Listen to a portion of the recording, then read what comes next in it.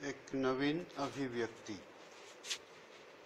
नव्या मनूचा गिरिधर पुतळा, आम्ही कोण म्हणून काय पुसता, हे विचारित फुंकत असतो तुतारी.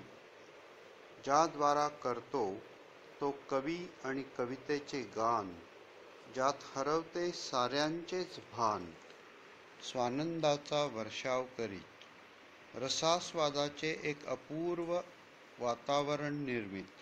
स्वातंत्र्य आणि स्वानंद ह्या काव्य मूल्यांचे जतन करीत होणारा आयुष्याचा प्रवास, आत्मसंतोषाला जागवण्यासाठी सुरू असलेली जीवनयात्रा, अंतःकरणातील जीवनज्योत मालवू न देता गडद अंधकारातही प्रकाश पसरविणाऱ्या दीपज्योतीसारखी, शुभं करोति कल्याणम ही उक्ती सार्थ करीत.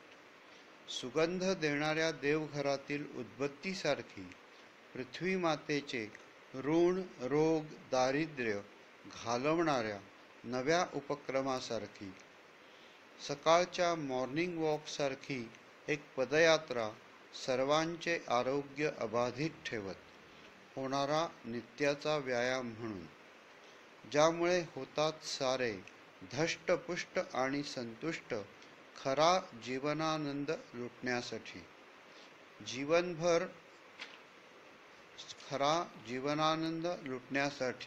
जीवनभर पदयात्रा जी करीत विनोबांनी मागितले भूदान, गांधींनी केला सत्याग्रह, सावरकरांनी भोगली जन्मठेप, तर आगरकरांनी केली समाज सुधारणा, समाजोन्नतीचे व्रत करीत, स्वातंत्र्य, समता, बंधुतेचा पुरस्कार करीत जीवन जगणाऱ्या साऱ्याच विचारवंतांनी पुकारलेल्या लढ्यासारखी,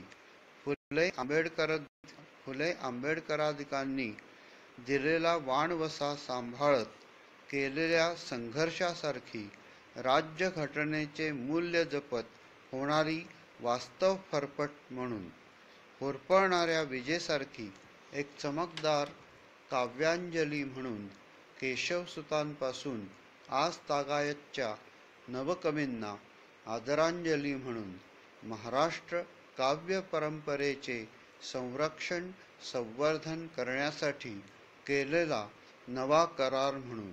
श्री ग. वैद्य अग्निहोत्री, दिनांक 5/8/2017.